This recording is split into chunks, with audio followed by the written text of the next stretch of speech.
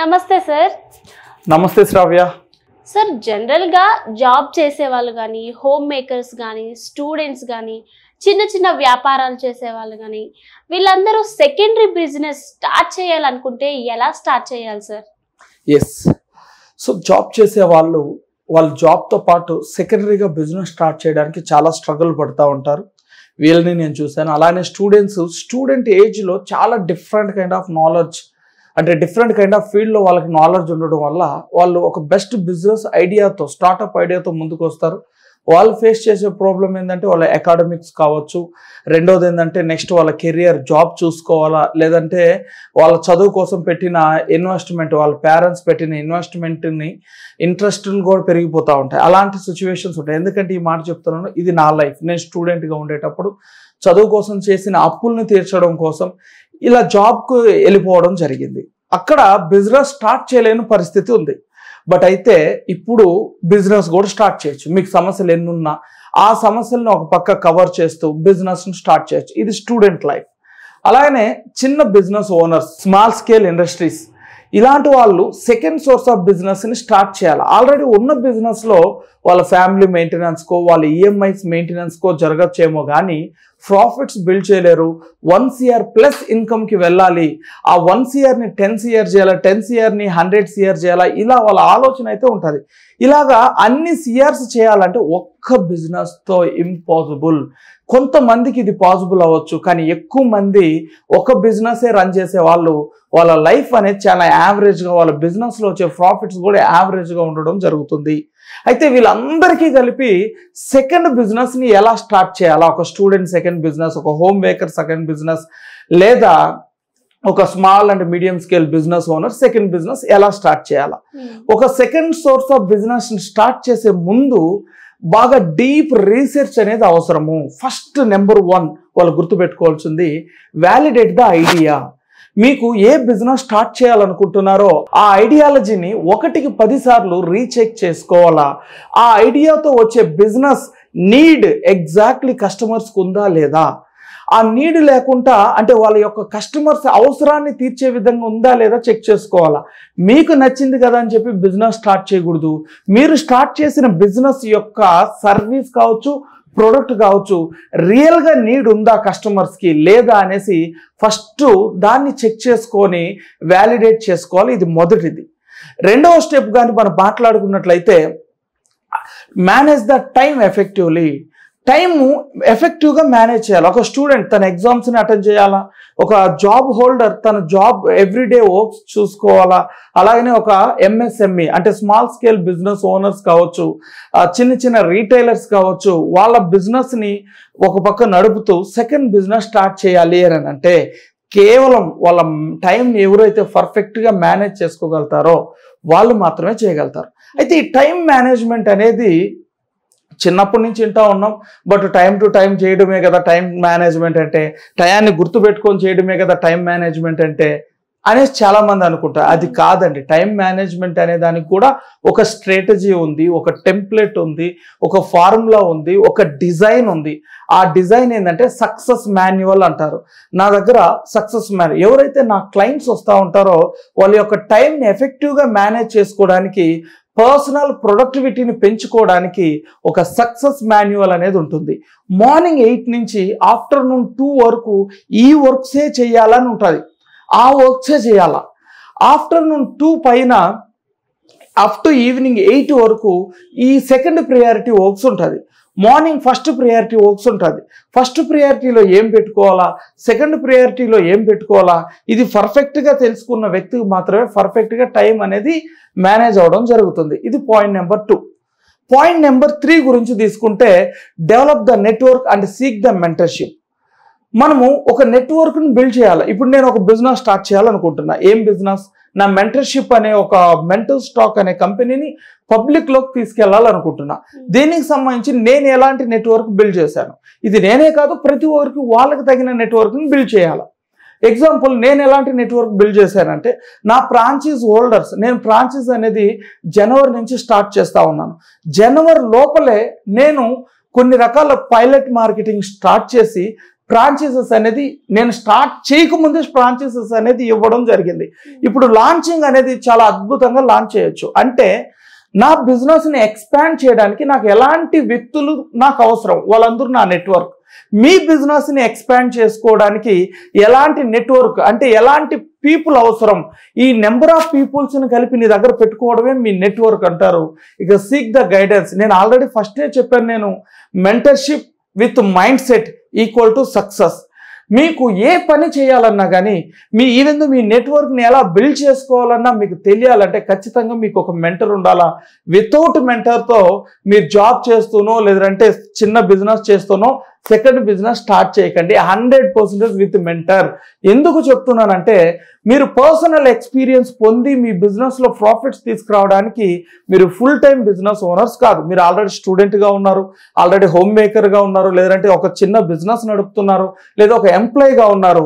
ఇలాంటి టైంలో మీరు బిజినెస్ ఎగ్జిక్యూట్ చేస్తే 100% సక్సెస్ అయి ఉండాలా. ఒక ఎగ్జాంపుల్ చెప్తాను. రాజమౌళి మూవీ తీస్తే ఇక్కడ ఉండే ప్రతి ఒక్కరము 100% 1000 రూపాయలైనా వెళ్ళి తీసుకుంటాం. ఈరోజు అదే బ్రాండ్ సుకుమార్ గారికి రావడం జరిగింది. ఎందుకంటే ఆయన తీసే మూవీస్లో హై క్వాలిటీ ఉంటుంది, 100% సక్సెస్ రేట్ ఉంటుంది, మనం పెట్టే ప్రతి రూపాయికి విలువ ఉంటుంది అనేసి ఏ విధంగా అయితే మనం బిలీవ్ చేస్తున్నామో అదే విధంగా రాజమౌళి సినిమా తీస్తే ఎలా సక్సెస్ అవుతుంది అనుకుంటామో మీరు పెట్టిన బిజినెస్ కూడా అలానే సక్సెస్ అవి తీరాల. అలా అవి తీరాలి అనుకుంటే పక్కాగా చెప్తున్నాను, గైడెన్స్ అయితే అవసరం, మెంటర్షిప్ అయితే అవసరం. వితౌట్ మెంటర్షిప్ మీరు గాల్లో దీపం పెట్టినట్టుగా ఉంటుంది. అయితే ఒకప్పుడు నడిచేది ఇదంతా, ఇప్పుడు గురించి కాదు, 2000 ఇయర్ క్రితం నుంచి నడిచేది ఇదంతా. బట్ ఈ రోజుల్లో నడవాలంటే చాలా కష్టం. ఎందుకంటే మీరు ఒక బెస్ట్ బిజినెస్ ఐడియా మీరు మాత్రమే తీసుకొచ్చిన ఒక బిజినెస్ ఐడియాని తీసుకొచ్చినా దాన్ని పెట్టిన అతి తక్కువ టైంలో కాపీ చేసి మీకంటే ఎక్కువ ప్రాఫిట్స్ ఎర్న్ చేస్తున్న టైం ఇది. ఇలాంటి టైంలో మీ బిజినెస్ ఐడియాని వేరే వాళ్ళు తీసుకోకుండా ఎగ్జిట్ బ్యారియర్స్ని ఎలా క్రియేట్ చేయాలా, ఎంట్రీ లెవెల్ బ్యారియర్స్ని ఎలా క్రియేట్ చేయాలా, మీ ప్రొడక్ట్, మీ డిజైను, మీ యొక్క ప్రైజ్ని అవతల వాళ్ళు కాపీ కొట్టకుండా ఎలాంటి జాగ్రత్తలు తీసుకోవాలా, ఇలాంటి ఎన్నో విషయాలు, మార్కెటింగ్ ఎలా తీసుకురావాలా, ప్రాఫిట్స్ బిల్డ్ చేయడానికి ఎలాంటి స్ట్రాటజీస్ యూజ్ చేస్తే ప్రాఫిట్స్ బిల్డ్ అవుతాయి, ఇలాంటి ఎన్నో విషయాల గురించి మీరు నేర్చుకోవాలంటే ఖచ్చితంగా మీకు మెంటర్షిప్ అయితే అవసరం.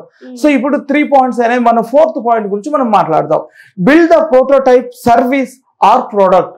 చాలా మంది చేసే పెద్ద మిస్టేక్ ఏంటంటే వాళ్ళ దగ్గర ఉండే డబ్బంతా ఒకేసారి మ్యానుఫ్యాక్చరింగ్కి వెళ్ళడమా, ఒకేసారి బల్క్గా లాంచ్ చేయడమా, లేదంటే వాళ్ళ సర్వీస్ అనేది పెద్ద ఎత్తున స్టార్ట్ చేయడమా జరుగుతుంది. ఇలా చేయడం వల్ల దీనికి మార్కెట్ లేదు, దీనికి ఇంపార్టెన్స్ లేదు, దీనికి సేల్ లేదు అని తెలుసుకున్న వెంటనే అరే ఇది కరెక్ట్ కాదు అని చెప్పి బ్యాక్ అయిపోతూ ఉంటారు. కానీ మనీ బ్యాక్ అవుతుందా? ఒక్కసారి ఆలోచించండి. మీ డబ్బులు ఒక్కసారి ఇన్వెస్ట్ చేస్తే వాల్కి వేసిన పెయింట్ లాంటిది, మళ్ళీ అది రిటర్న్ రాదు. పెయింట్ ఎలా రిటర్న్ రాదో ఆ విధంగా మీ చేతిలో నుంచి జారిన ఒక్క రూపాయి కూడా రాదు. డబ్బులు అనేది ఎవరికి ఊరికే రావడం లేదు. ఇదైతే మనం అందరం గుర్తుపెట్టుకోవాలా. అందువల్ల ఫస్ట్ ప్రోటోటైప్ సర్వీస్ అనేది ప్రొవైడ్ చేయాలా, లేదా ప్రోటోటైప్ ప్రోడక్ట్, ఈ ప్రోడక్ట్ని మనం లాంచ్ చేయాలా.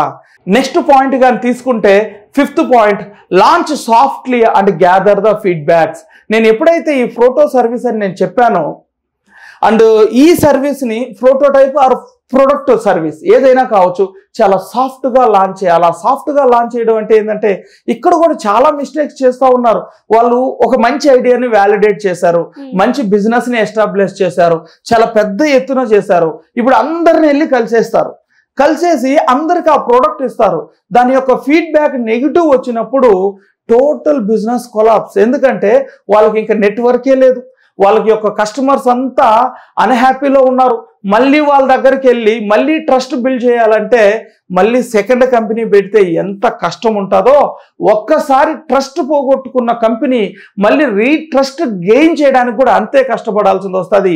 అందువల్ల ఒకేసారి పెద్ద ఎత్తున మీ బిజినెస్ స్టార్ట్ చేయకండి. చిన్నగా ఎలా అంటే సాఫ్ట్ లాంచింగ్ అనేది అదే.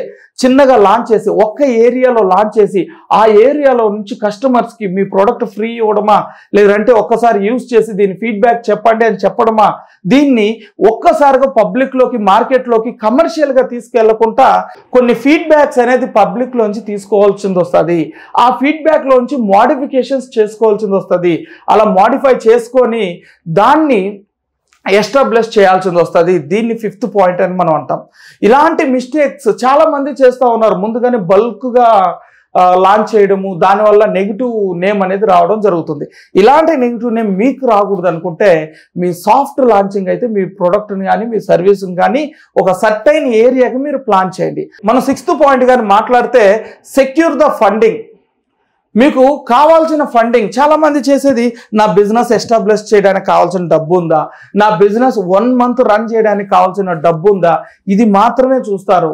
బట్ నేనేమంటానంటే ఒక 1 year పాటు మీ దగ్గర మీకు ప్రాఫిట్స్ వచ్చినా, మీ బిజినెస్లోంచి ప్రాఫిట్స్ రాకపోయినా నడపడానికి కావాల్సిన ఫండ్స్ ఉన్నాయా లేదా 1కి 10 సార్లు చెక్ చేసుకోండి. జస్ట్ లాంచ్ అయిపోయింది, 1 month అయిపోయింది, వచ్చే ప్రాఫిట్స్తో మనం డబ్బు సంపాదిద్దాం అంటే 100% ఇంపాసిబుల్. ఇది ఎవరికి పాసిబుల్ అంటే కొన్ని సెక్టార్లో అంటే అదృష్టం ఉన్న వాళ్ళకి మాత్రమే పాసిబుల్. ఒక బిజినెస్ ప్రాక్టికల్గా పబ్లిక్లోకి వెళ్ళి రిటర్న్ అంటే కస్టమర్స్ మళ్ళీ మళ్ళీ రావాలంటే, రీపర్చేస్ జరగాలి అని అంటే అట్లీస్ట్ కంపెనీ 6 months నుంచి 1 year కానీ ఉంటే ఎస్ మీరు స్టార్ట్ చేసిన బిజినెస్కి ప్రాఫిట్స్ రావడం స్టార్ట్ అవుతుంది అనేది మీరు నమ్మచ్చు. సో అందువల్ల మీరు చేయాల్సిన పని ఏంటంటే 1 year మెయింటెనెన్స్ కావాల్సిన ప్రాఫిట్స్ అనేది ఖచ్చితంగా మీ దగ్గర పెట్టుకోవాల్సింది. నెక్స్ట్ తీసుకుంటే 7th పాయింట్ గురించి మనం మాట్లాడదాం. 7th పాయింట్ తీసుకుంటే focusing on marketing and customer acquisition. మార్కెటింగ్లో ఫోకస్ చేయరు, వాళ్ళకుండే నాలెడ్జ్ వేరే ఉంటుంది. ప్రోడక్ట్ తయారు చేయడంలోనో, లేదంటే ఆలోచన పెట్టడంలోనో, మ్యానుఫ్యాక్చరింగ్లోనో, డిజైన్లోనో వాళ్ళకి నాలెడ్జ్ ఉంటుంది. బట్ మార్కెటింగ్లో నాలెడ్జ్ ఉండదు. అందువల్ల మార్కెటింగ్ ఎలా చేయాలో నాలెడ్జ్ అండ్ స్ట్రాటజీస్ కావాలా, కస్టమర్ని ఎలా ఎక్వైర్ చేసుకోవాలో అనే నాలెడ్జ్ కానీ ఉన్నప్పుడే ఆ ప్రోడక్ట్ అనేది సేల్ అవుతుంది. ఎంత పెద్ద బిజినెస్ పెట్టినా మార్కెటింగ్ స్ట్రాటజీస్ లేకపోతే 100% సక్సెస్ అయితే అవ్వదు. మీకు ఒక బెస్ట్ మార్కెటింగ్ స్ట్రాటజీస్ ఎన్నో ఉన్నాయి. అందులో ఒక మార్కెటింగ్ స్ట్రాటజీస్ చెప్తాను నేను. మనకు ఆల్మోస్ట్ ఒక 7-8 years బ్యాక్, 7-8 years అంటే బిఫోర్ జియో ఆఫ్టర్ జియో అని మాట్లాడదాం. మనం టెలికాం రంగంలో పెను మార్పులు రావడం జరిగింది. ఒకప్పుడు ఎయిర్టెల్లో 1 GB ఇంటర్నెట్ వేసుకోవాలంటే almost at year of 2010 or 11 ఆ టైంలో 250 రూపీస్, 300 రూపీస్ 1 GB ఇంటర్నెట్. అది కూడా 2G స్పీడ్లో వచ్చేటివి, 3G కూడా కాదు. అలాంటి టఫ్ సిచ్యువేషన్లో జియో అనేది లాంచ్ చేస్తూ ఉన్నారు. అంటే ఇట్ మీన్స్ డేటా కొనడం అనేది చాలా కాస్ట్తో ఉన్న టైంలో జియో తన మార్కెటింగ్ స్ట్రాటజీ ఏం చేసిందంటే, అప్పుడు కాల్స్ ఇవన్నీ తీసుకుంటే డొకోమో ఉంది, యూనినర్ ఉంది, ఐడియా ఉంది, వొడాఫోన్ ఉంది. ఇవన్నీ కూడా కాల్స్ ఫర్ పైస్ అనేది 30 పైస్కి, 50 పైస్కి, 60 పైస్కి, 25 పైస్కి కూడా తీసుకొచ్చాయి. అయితే ఇప్పుడు జియో లాంచ్ చేయడము, నేను కూడా కాల్ రేటు 25 పైస్ కాదు 10 పైస్కే ఇస్తాను, ఇలా ఇస్తానని చెప్పి లాంచ్ చేయలేదు. ఏకంగా కాల్స్ ఫ్రీ చేసేసింది. కాల్స్ ఫ్రీ చేసేసి డేటా అనేది అన్లిమిటెడ్ డేటా బ్రౌజ్ చేసుకోండి అని చెప్పింది 6 months పాటు. అంటే వాళ్ళ మార్కెటింగ్ స్ట్రాటజీ ఏంటంటే లాస్ లీడింగ్ మార్కెటింగ్ స్ట్రాటజీని వాళ్ళు యూజ్ చేశారు.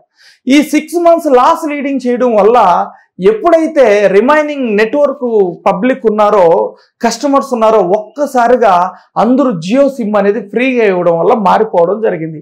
ఆ విధంగా కోట్ల మంది సబ్స్క్రైబర్స్ జియోకి వచ్చేసారు.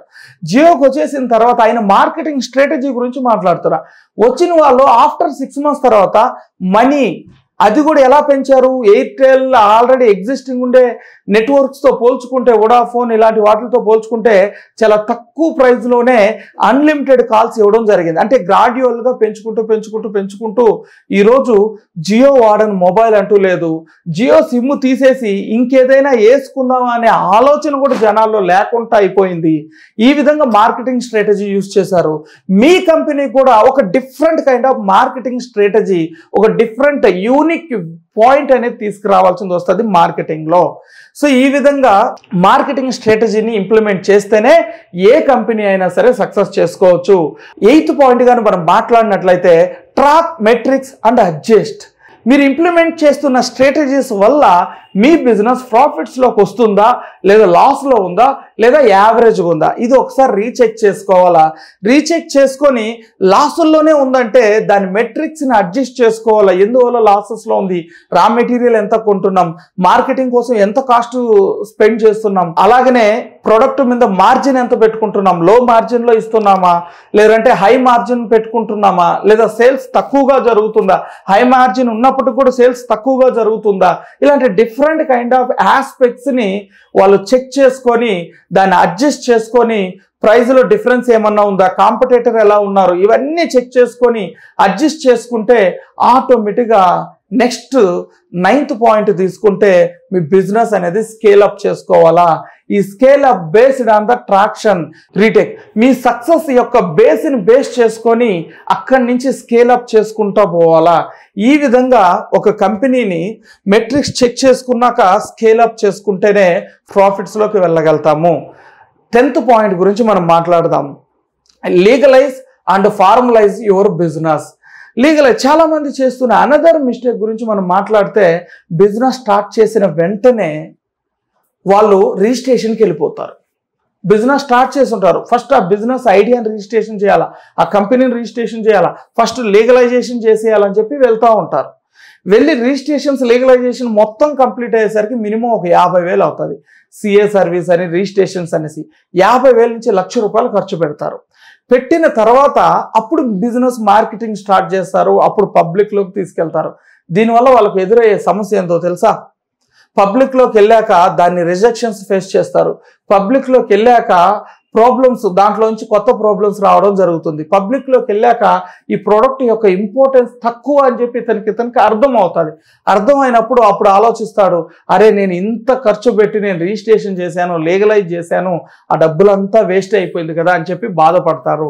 ఇలాంటి సమస్య రాకూడదు అనుకుంటే ఫస్ట్ నేను ఇంతకుముందు చెప్పుకుంటా వచ్చిన 10 పాయింట్లు ఒకసారి చెక్ చేయండి. చిన్నగా సాఫ్ట్ లాంచ్ చేయండి మీ బిజినెస్ని. రిజిస్ట్రేషన్ చేయకముందే ప్రోటోటైప్ స్టార్ట్ చేయండి. కస్టమర్స్ యొక్క ఫీడ్బ్యాక్స్ని తెలుసుకోండి, కస్టమర్స్ యొక్క టచ్ పాయింట్స్ తెలుసుకోండి. ఆ తర్వాత బిజినెస్ని స్టార్ట్ చేయాలని డిసైడ్ అయిపోయినాక మీ స్ట్రాటజీస్ అన్నీ వర్కౌట్ 100% నేను ప్రాఫిట్స్ ఎర్న్ చేయగలుగుతానని నమ్మకం మీకు వచ్చినాక అప్పుడు రిజిస్ట్రేషన్ ప్రాసెస్కి వెళ్ళండి. అంతేగాని ముందుగానే రిజిస్ట్రేషన్ చేసి తర్వాత మార్కెటింగ్ చేస్తే దాన్ని అప్గ్రేడ్ చేయాలన్నా, అప్డేట్ చేయాలన్నా, లేదంటే ఆ బిజినెస్ కాకుండా వేరే బిజినెస్ స్టార్ట్ చేయాలన్నా 1 lakh నష్టపోయి ఉంటారు.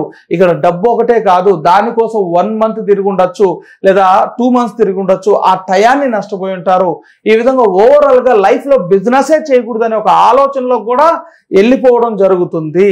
శ్రావ్య గారు ఎందుకు వెళ్ళిపోతుందంటే ముందుగానే రిజిస్ట్రేషన్ చేస్తారు, ఎలాంటి రీసెర్చ్ చేయరు. దీనివల్ల ఇంకా లైఫ్లో నాకు బిజినెసే వద్దు. ఎప్పుడైతే ఎంట్రీ లెవెల్లోనే 1 lakh లాస్, ఎంట్రీ లెవెల్లోనే 1 lakh లాస్.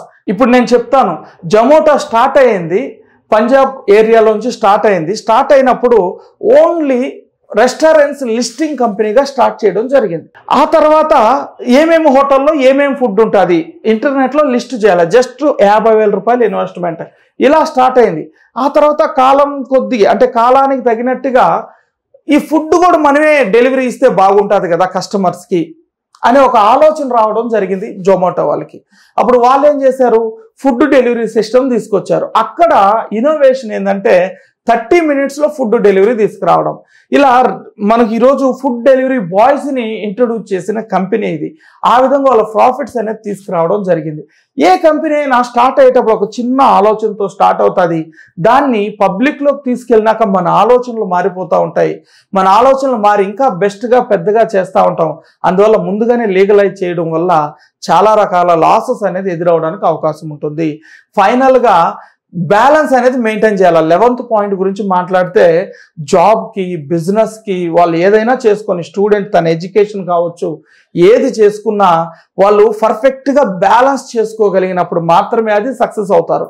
ఫ్యామిలీలో కరెక్ట్గా టైం స్పెండ్ చేయకపోయినా ఫ్యామిలీ నుంచి ప్రాబ్లం, కాలేజ్కి వెళ్ళే స్టూడెంట్ టైం టు టైం కాలేజ్కి వెళ్ళకపోయినా, అతను చదువుకోకపోయినా, నాకు ఓన్ బిజినెస్ ఉందిలే, నాకు చదువుతో అవసరం లేదనుకుంటే ఆ సబ్జెక్ట్స్ ఫెయిల్ అవుతారు. లేదా ఒక హోమ్ మేకర్ కానీ తీసుకున్నట్లయితే తను బిజినెస్ చేసే ప్రాసెస్లో ఇంట్లో ఉండే హస్బెండ్ పేరెంట్స్ కావచ్చు, లేదంటే హస్బెండ్ కావచ్చు, పిల్లల్ని కావచ్చు, కేర్ తీసుకోకపోయినా ఆ బిజినెస్ అనేది అక్కడికి ఆపేయమని చెప్పడం జరుగుతుంది. ఫైనల్గా ఒక ఉద్యోగం చేసుకునే వ్యక్తి తన జాబ్ని బ్యాలెన్స్ చేసుకుంటూ సెకండ్ సోర్స్ ఆఫ్ ఇన్కమ్ అంటే సెకండ్ బిజినెస్ అతను ఓన్ బిజినెస్ స్టార్ట్ చేశాడు. ఇవి రెండింటిని బ్యాలెన్స్ చేసుకున్నప్పుడు మాత్రమే ఎక్కువ రోజులు మెయింటైన్ చేయగలుగుతారు. ఆ విధంగా తన బిజినెస్ని సక్సెస్ చేసుకోవచ్చు. ఇదే విషయంగా స్మాల్ స్కేల్ బిజినెస్ ఓనర్స్ కావచ్చు, లేదంటే ఓన్లీ వన్ బిజినెస్ ఉండే బిజినెస్ ఓనర్స్ కావచ్చు, సెకండ్ బిజినెస్ స్టార్ట్ చేసేటప్పుడు ఫస్ట్ బిజినెస్ని ఆటో పైలట్ మోడ్లో పెట్టి అప్పుడు సెకండ్ బిజినెస్ తీసుకురావాలి. ఆటో పైలట్ మోడ్లో ఎలా పెట్టాలా, ఇలాంటి ఎన్నో విషయాలు రానున్న ఎపిసోడ్లో పూర్తిగా మీరు తెలుసుకుంటారు. Exactly sir. ఇప్పుడు ఎవరైతే బిజినెస్ స్టార్ట్ చేయాలనుకుంటున్నారో వాళ్ళకంటూ ప్లానింగ్ ప్రొసీజర్ ముందే తెలుసుకోవాలి. ఒక స్ట్రాటజీతో మెయింటైన్ చేయాలి. అంటే నార్మల్గా మనం చూస్తాం, ఎవరైనా బిజినెస్ స్టార్ట్ చేయాలనుకుంటే వాళ్ళు ఆ బిజినెస్ పెట్టారు, సో మనం కూడా పెడితే బాగుంటుంది అని ఏం ప్లానింగ్ ప్రొసీజర్ లేకుండా పెట్టేస్తుంటారు. సో దానివల్ల వాళ్ళు ఇంకా ఎక్కువగా లాస్ అవుతున్నారు. సో బిజినెస్ స్టార్ట్ చేసే ముందు ఫస్ట్ ప్లానింగ్ అనేది ప్రొసీజర్ అనేది తెలుసుకోవాలి. అలాగే ఒక మెంటర్ కూడా మనకు ఉండాలి. అండ్ ముఖ్యంగా ఇంపార్టెంట్ విషయం ఏంటంటే మైండ్ సెట్. వాళ్ళ మైండ్ సెట్ అనేది లాంగ్ విజన్తో ఉండాలి. సో అప్పుడే వాళ్ళు బిజినెస్లో సక్సెస్ అవ్వగలరు అని ఎగ్జాక్ట్లీ చెప్పారు. అంతేనా? అంతే శ్రావ్య, చాలా చక్కగా చెప్పారు sir. Thank you so much. Thank you.